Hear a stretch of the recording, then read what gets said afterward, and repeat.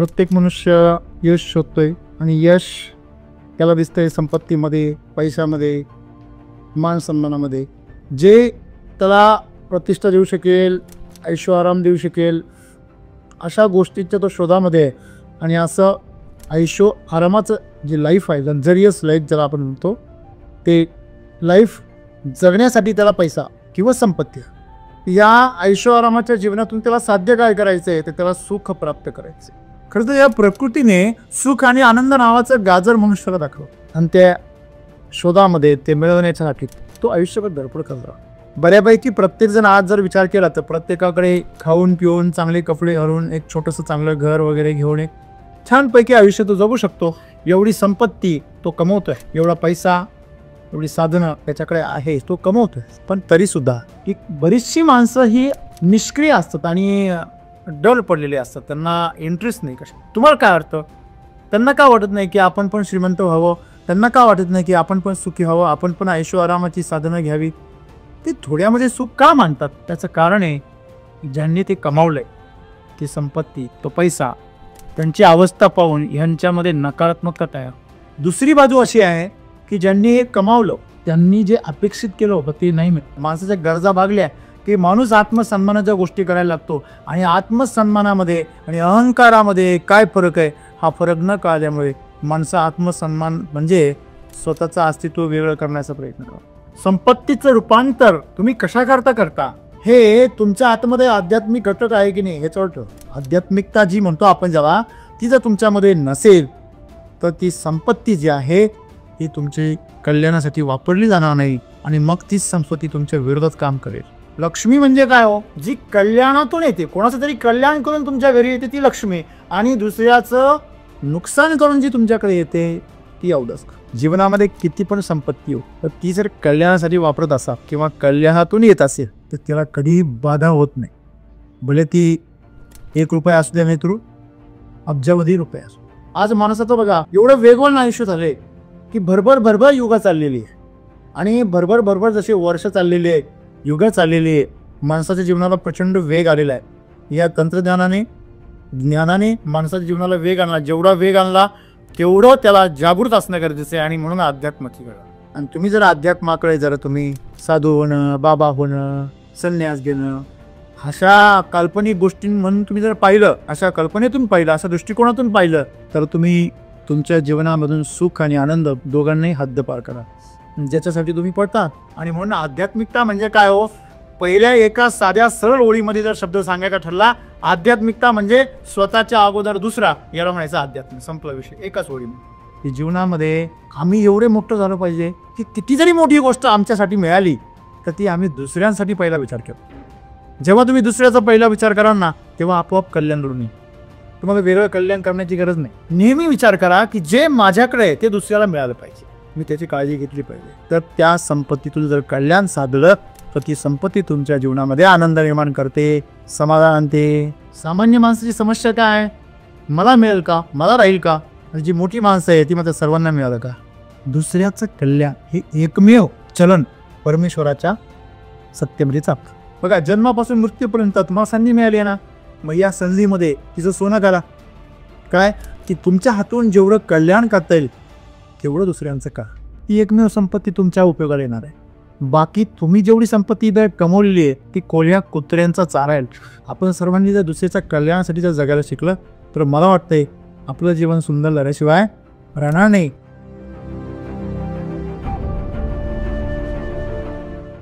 प्रत्येक मनुष्य यश शोधतोय आणि यश त्याला दिसतंय संपत्तीमध्ये, पैशामध्ये, मान सन्मानामध्ये. जे त्याला प्रतिष्ठा देऊ शकेल, ऐशो आराम देऊ शकेल, अशा गोष्टींच्या तो शोधामध्ये आहे. आणि असं ऐशो आरामाचं जे लाईफ आहे, लक्झरियस लाईफ ज्याला आपण म्हणतो, ते लाईफ जगण्यासाठी त्याला पैसा किंवा संपत्ती. तर या ऐशो आरामाच्या जीवनातून त्याला साध्य काय करायचं आहे, तर त्याला सुख प्राप्त करायचं आहे. मग सुख त्या खाजून पण मिळतं. सुख एखाद्याला हरताना देखील मिळतं. काहींना जिंकण्यात मजा नाही, त्यांना दुसऱ्याला कोणाला तरी हरवण्यात नाही. याला पाडा त्याला गाडा ह्याच्यामध्ये काहींना सुख, काहींना दुसऱ्याच्या पाळणाऱ्याच्या पायामध्ये पाय अडकवून त्याला खाली पाडण्यात सुख आहे, काहींना दुसऱ्याला हाताशी धरून उभं करण्यात सुख. सुखाची व्याख्या फार अनिश्चित आहे. का तुम्ही जे गोष्ट एकाला सुख देते ती दुसऱ्याला दुःख देत. एखाद्याला गोड पदार्थ आवडतो त्याला सुख देत, ज्याला डायबिटीज आहे त्याला दुःख देत. खाऊ न शकणं याचं पण आणि खाल्ल्यावर जो होणारा त्रास आहे त्याचं पण. संपत्ती जी आहे, तुमच्याकडे असलेली संपत्ती म्हणजे तुम्ही जे काही कमवता, त्या कमवण्याचा उद्देशच एक आहे की सुख पाहिजे. खरं तर आम्हाला आनंद पाहिजे, कधीही न संपणारच असं सुख, जे कधी दुःखामध्ये रूपांतरितच होत नाही असं जे सुख आहे त्याला आनंद असं म्हणतात. आणि ते आनंदाच्या शोधामध्ये प्रत्येकजण धडपडतोय.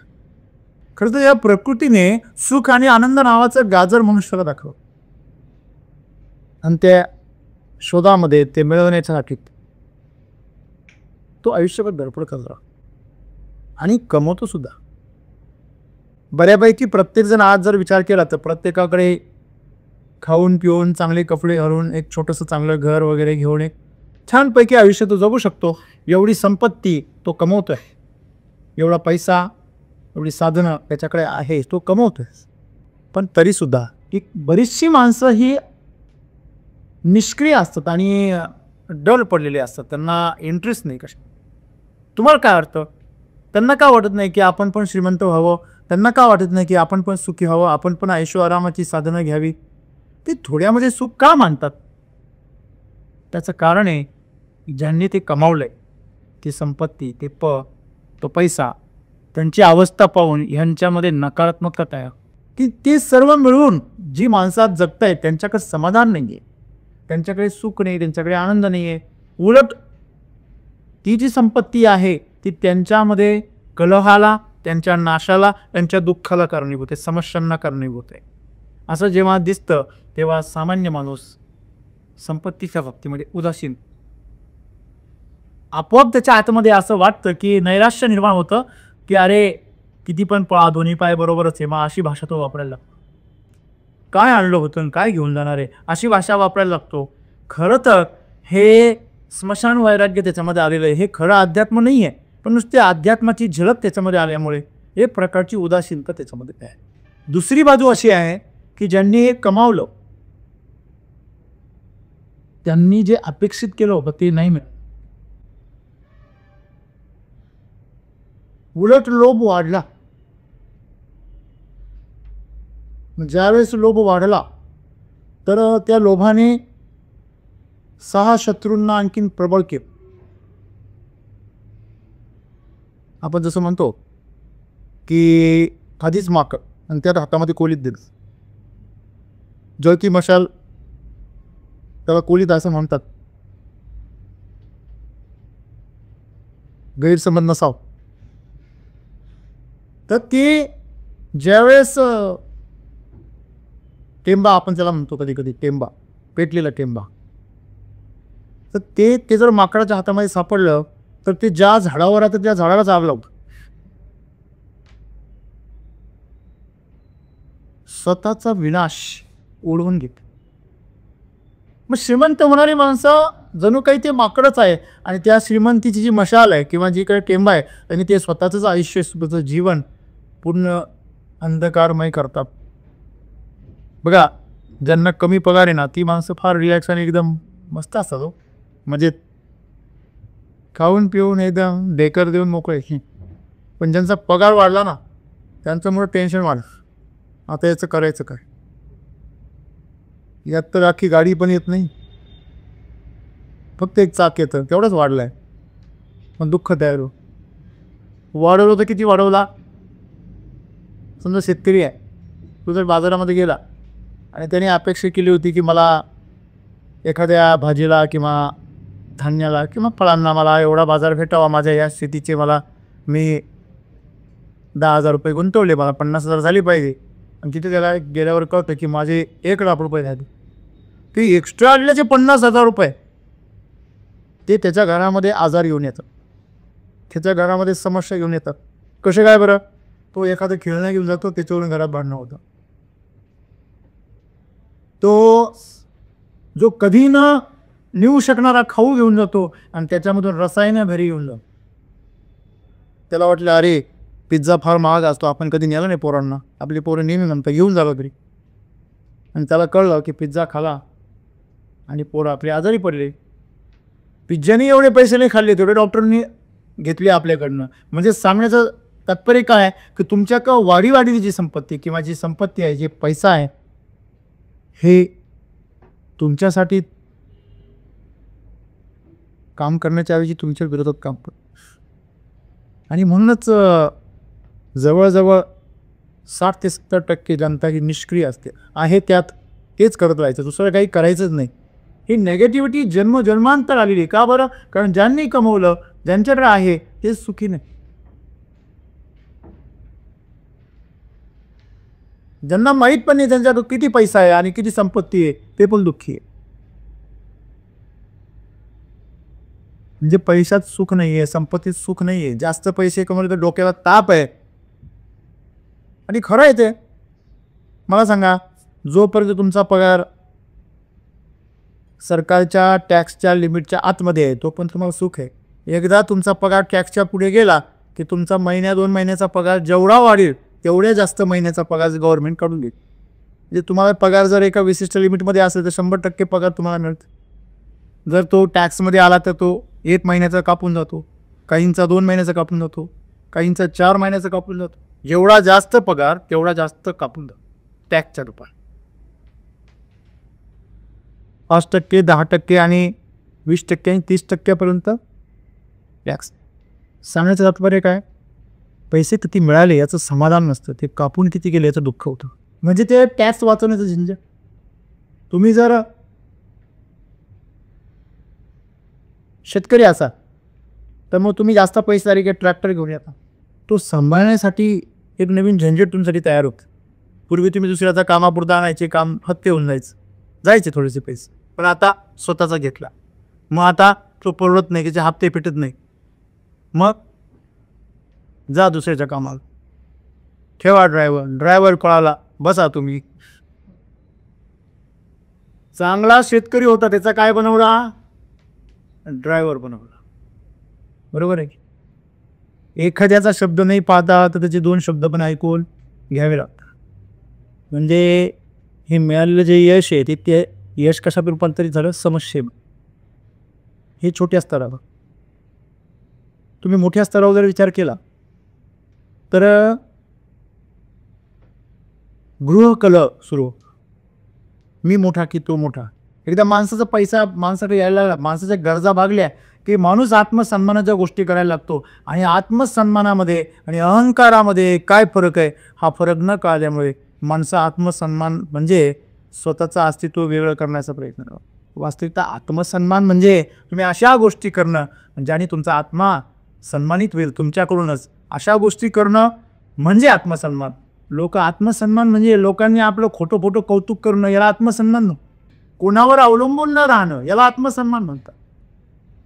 तुझा जन्म दुसऱ्यावर अवलंबून आहे, तुझा श्वास दुसऱ्यावर अवलंबून आहे. तू जन्माच्या अगोदर बी दुसऱ्यावर होता ना, मेल्यानंतर बी दुसऱ्याच्याच खांद्यावर जाणार. कुणाच्या खांद्यावर कुणाची ओझी. या प्रकृतीचा तू एक घटक आहेस. तू स्वतःचं अस्तित्व कसं निर्माण करू शकतो? जेव्हा तू स्वतःचं अस्तित्व निर्माण करणार आहे या प्रकृतीमध्ये तेव्हा तू कॅन्सर बनणार प्रकृतीसाठी. एका जंगलामध्ये एकच राजा असतो, बाकी सगळी प्रजा असते. बरोबर.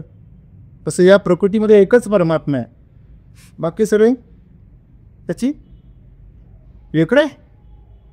मला सांगा, रावणाकडे जी संपत्ती होती तर कुबेर त्याच्या हाताखाली काम करतो, ग्रह त्याच्याकडं सेवेला होते, देव त्याच्या बंदी शाळेमध्ये होते, त्याच्याकडे बंदी खाण्यामध्ये होते.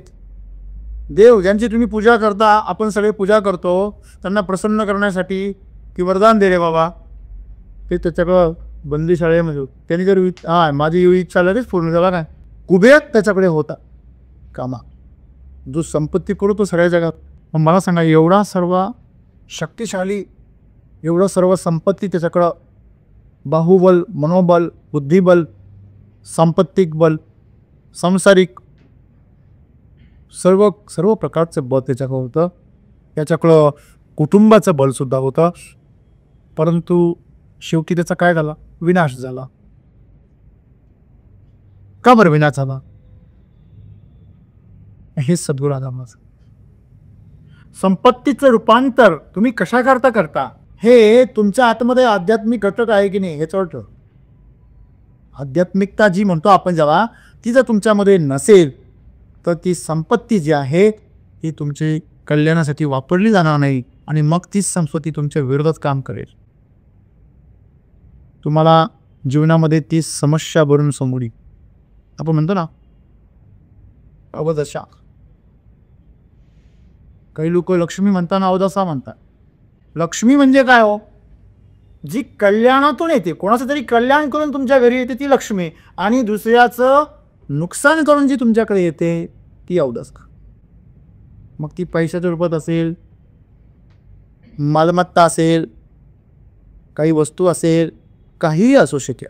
जर तुमच्याकडे येणारी संपत्ती जर कोणाचं कल्याण करत असेल किंवा कोणाच्या कल्याणातून जर येत असेल तरच तिने तुमच्या जीवनामध्ये यश येणार आहे. मग रावणाच्या बाबतीमध्ये काय होतं? त्यांनी जी संपत्ती कमवली होती, त्याच्याकडे जे काही बळ होतं हे दुसऱ्यावर दहशत करून होतं. दुसऱ्या सर्वांना त्यांनी आपल्या अहंकाराचा काय बनवला होता? बळी बनवला होता. त्याचा उद्देश कल्याण करणे नव्हता. कल्याण करणाऱ्या माणसाला तटबंदी बांधावी लागत नाही. विचार करा, अयोध्या नगरीला तटबंदी नव्हती. या रे या, सारे या, सबके लिए खुला है नगर ये हमारा. पण रावणाच्या साम्राज्याला तटबंदी होती. त्याच्यावरून काय करता तुम्ही? अशी गोष्ट घेऊन ठेवलेली आहे जी तुम्हाला राखावी लागते नाही, कारण ती दुसऱ्याकडून तुम्ही ओरबाडून आणलेली आहे. आणि म्हणून मी नेहमी सांगतो, जीवनामध्ये किती पण संपत्ती हो, तर ती जर कल्याणासाठी वापरत असा किंवा कल्याणातून येत असेल तर त्याला कधीही बाधा होत नाही. भले ती 1 रुपया असू द्या, नाहीतर अब्जावधी रुपये असू. पण जर त्याच्यातून तुम्ही जर कोणाचं नुकसान करत असाल आणि अपव्यय करत असाल त्याचा, तर मग मात्र तुमच्यासाठी संकट ती घेऊन आल्याशिवाय राहणार.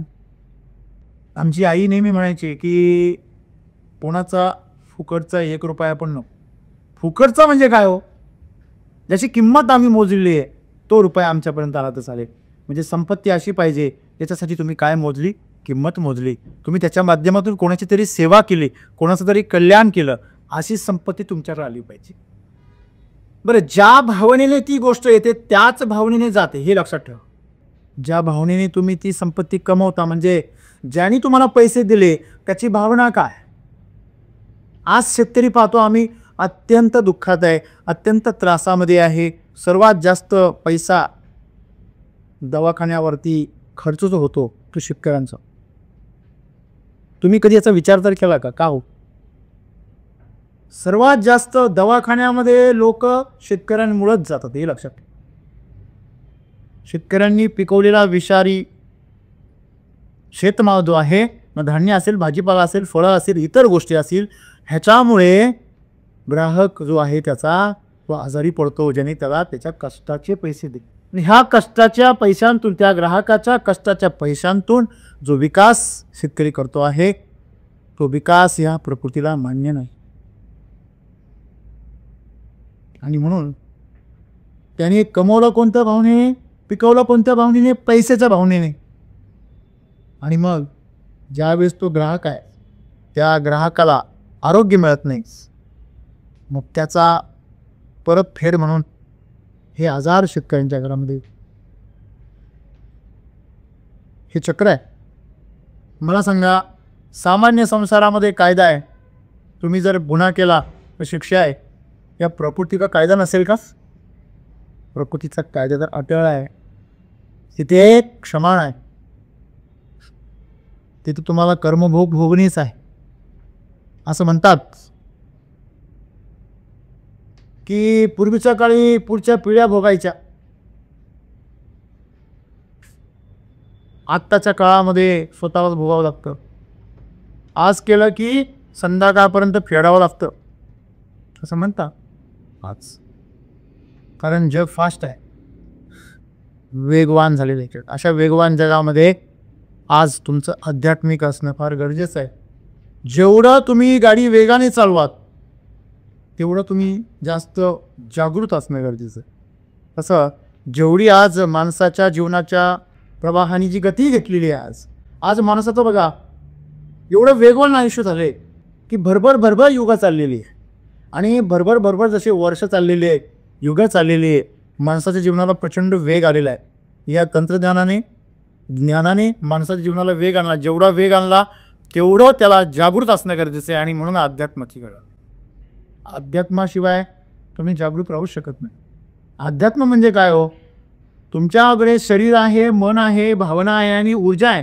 तुम्ही जर सामान्य पायी चालत असाल तर तुम्ही शरीराच्या स्तरावर जागृत असाल तरी पुरेसं आहे.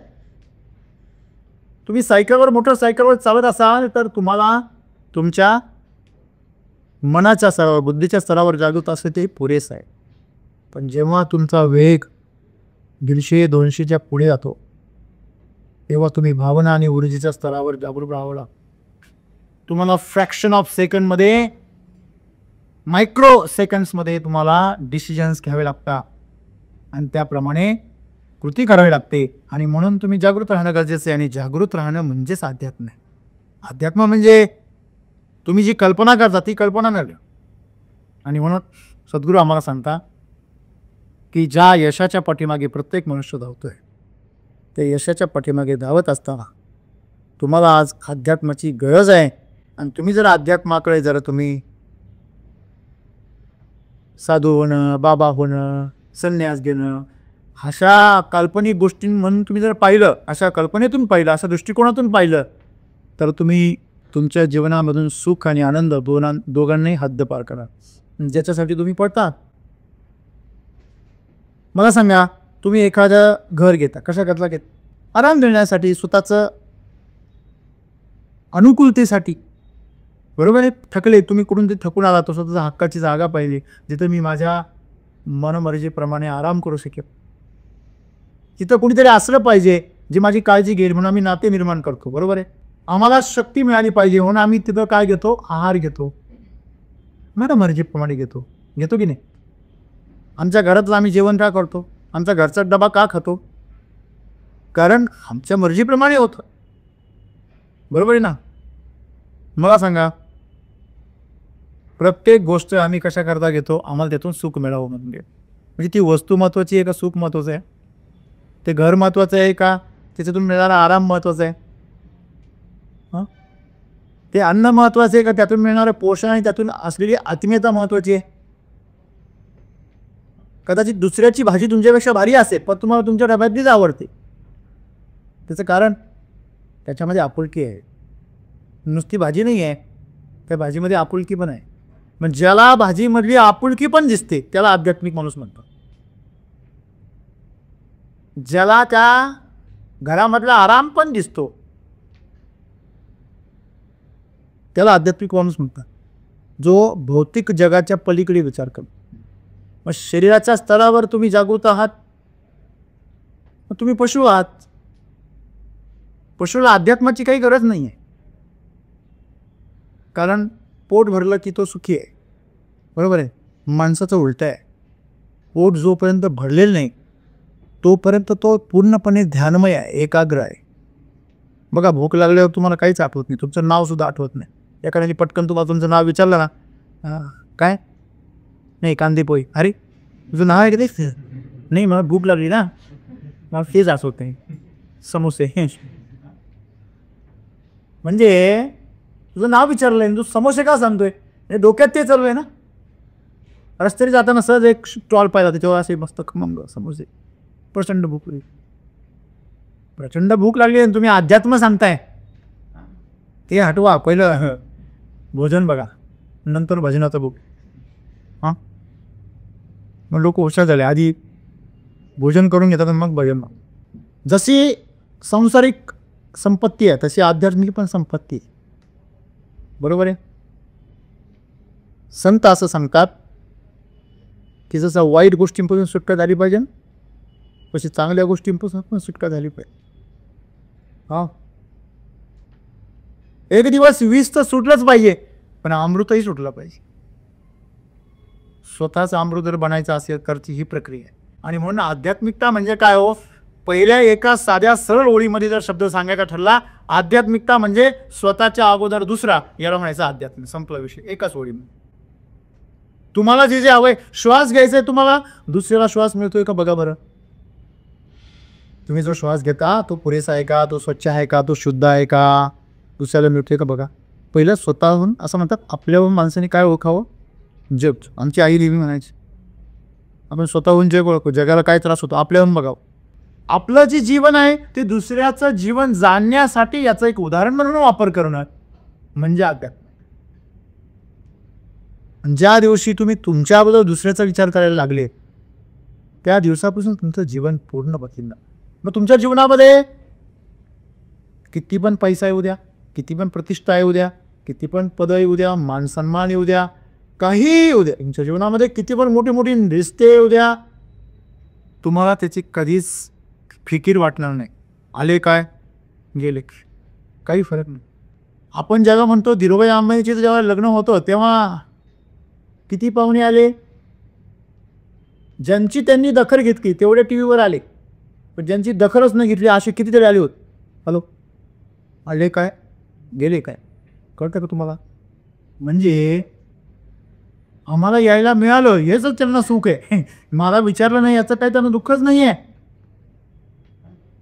समजा तुमच्यापैकी कोणाला जर आमंत्रण आलं असत, स्वतःच्या खर्चाने गेला असता की, सांगण्याचं तात्पर्य काय की अपमान जरी झाला तरी पण लोकांना फोटो वगैरे सेल्फी काढून रील काढून सगळी का पब्लिश, बघा अंबानींनी आम्हाला आमंत्रण दिलं. लक्षामध्ये म्हणजे तुम्ही डेकोरेशनसाठी गेले असाल किंवा केटरिंगसाठी गेले असाल, तो अलविदा भात अलहिद आहे.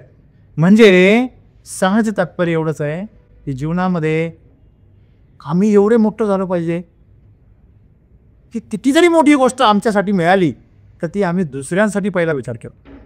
जेव्हा तुम्ही दुसऱ्याचा पहिला विचार कराल ना तेव्हा आपोआप कल्याण घडून येईल.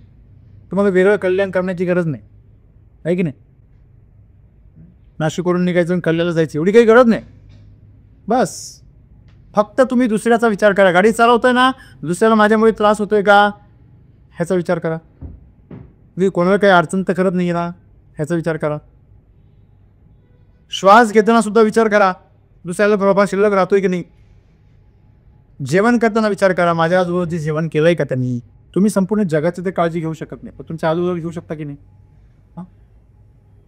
तुमची जेवढी क्षमता आहे नेहमी विचार करा की जे माझ्याकडे आहे ते दुसऱ्याला मिळालं पाहिजे, मी त्याची काळजी घेतली पाहिजे. तर त्या संपत्तीतून जर कल्याण साधलं तर ती संपत्ती तुमच्या जीवनामध्ये आनंद निर्माण करते, समाधान आणते.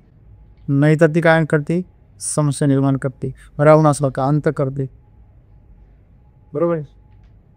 तुम्हाला काय वाटतं, रावणचा साधा सुद्धा राजा असता, माहीत होतं कोणाची बायको, माहीत होतं, माहीत नव्हतं का. स्वयंवर वरामध्ये दोघं सामने होते ना. धनुष्य जेव्हा उचलण्याचा प्रयत्न केला रावणाने तेव्हा त्याला माहित होता ना की कोण आहे. हॅलो, त्या ईर्षेतूनच तो उचलून घेऊन गेला, कारण त्याला माहिती होतं मी काय शक्तिशाली, माझ्याकडे काय भरपूर संपत्ती आहे. पण त्या संपत्तीचा त्या शक्तीचा त्याने वापर काय केला, दुसऱ्यावर अत्याचार करण्याचा. कळते.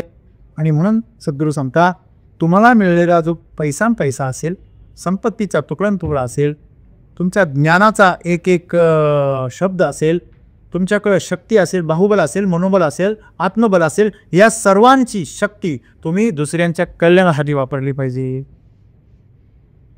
आणि जर तुम्ही दुसऱ्यांच्या कल्याणासाठी नाही वापरते तर तुम्ही आध्यात्मिक नाही राहणार आहे. मग आध्यात्मिक नसेल तर तोटा काय आहे, तुम्ही तुमचा विनाश करून घेणार आहे.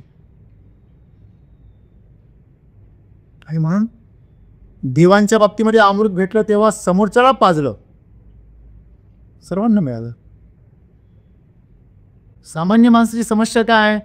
मला मिळेल का, मला राहील का.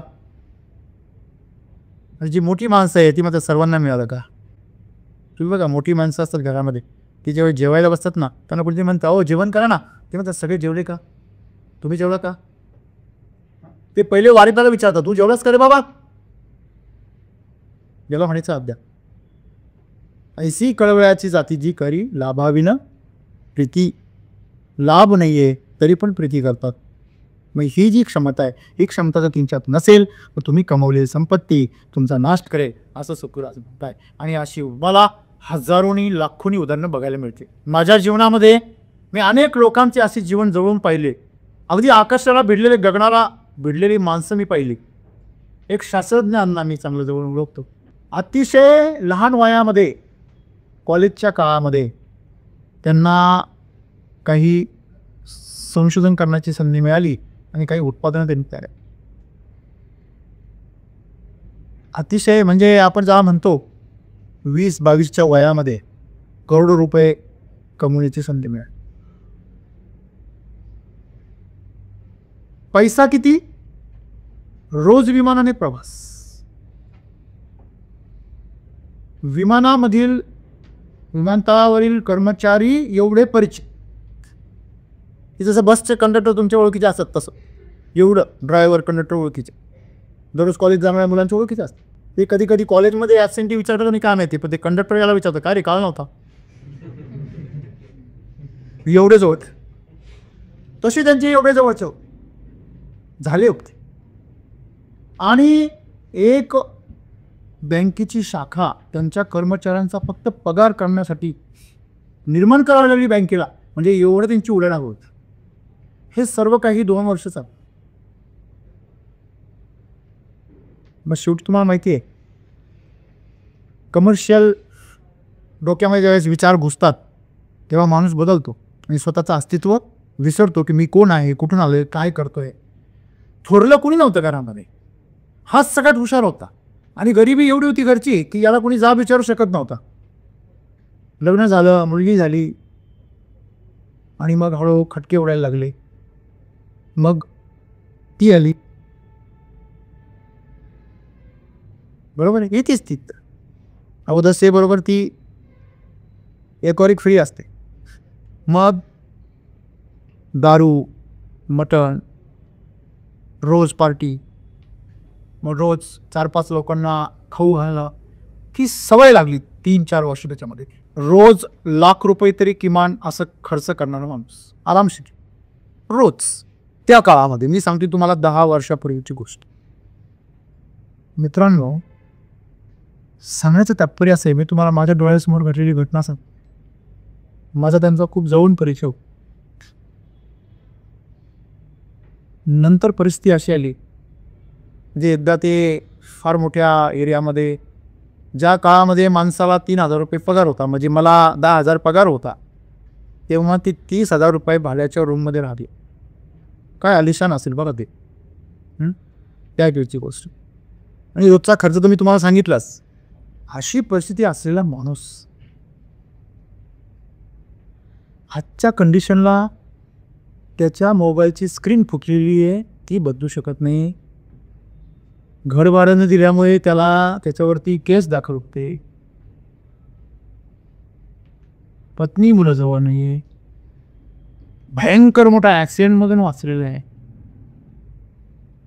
आणि आज त्याच्याकडे बघितलं अक्षरशः किवीक. हे पाहतो मी डोळ्याने, करोड रुपये त्याच्यासाठी नथिंग होते. सहज 10-20 लाखांच्या चेकवर सही करायचं न पाहता. त्याच्या पाठीमागे आजूबाजूला 10-12 लोकांचा लवाजमा नेहमीच राहायचा. अतिशय तरुण उमदा व्यक्तिमत्व. मला सांगा मित्रांनो, हे अशी उदाहरणं या जगामध्ये एक नाही आहे, लाखोनी आहे. लाखोनी, हजारोनी बी नाही, लाखोनी आहे. का जे उंच शिखरावर जाऊन धाडकन पाताळात गेले, पृथ्वीवर पण नाही थांबले, खाली गेले. विचार करा. आज कमीत कमी 1 कोटीचं कर्ज डोक्यावर घेऊन फिरतोय तो माणूस. मी तुम्हाला असे कितीतरी उदाहरणं सांगेन. माझ्या जवळ असे करोडपतींचे किमान 4-5 उदाहरणं तर मी सहज सांगेन, जे माझ्या सोबतीत मी पाहिजे. म्हणून मी तुम्हाला काय सांगतो की तुम्ही संपत्ती जी आहे तिचं रूपांतर कल्याणामध्ये करा. म्हणजे काय, याच्यावर तुम्हाला मी अतिशय सुंदर असं एक छोटीशी गोष्ट सांगतो, म्हणजे तुमच्या लक्षात येईल. एकदा एका श्रीमंत व्यक्तीने ज्यावेळी त्याचं वय झालं तेव्हा त्यांनी विचार केला की मला स्वर्गामध्ये जेव्हा मी मरेल तेव्हा तिकडे मला संपत्ती. मग त्याने जाहीर केलं की जसं आपण अमेरिकेत गेल्यावर तिकडचं चलन घेतो तसं मला स्वर्गातलं चलन पाहिजे. हे पैसे मला वरती नेता येतील, सोनं वरती नेता येईल, माझी पुढची मेल्यानंतरची तजवीज मला करता येईल, अशा प्रकारचं माध्यम, असा मार्ग मला जर कोणी सांगितला तर त्याला मी 1 कोटी रुपये देईन. त्याने यायला की सर्वांना ओपनली.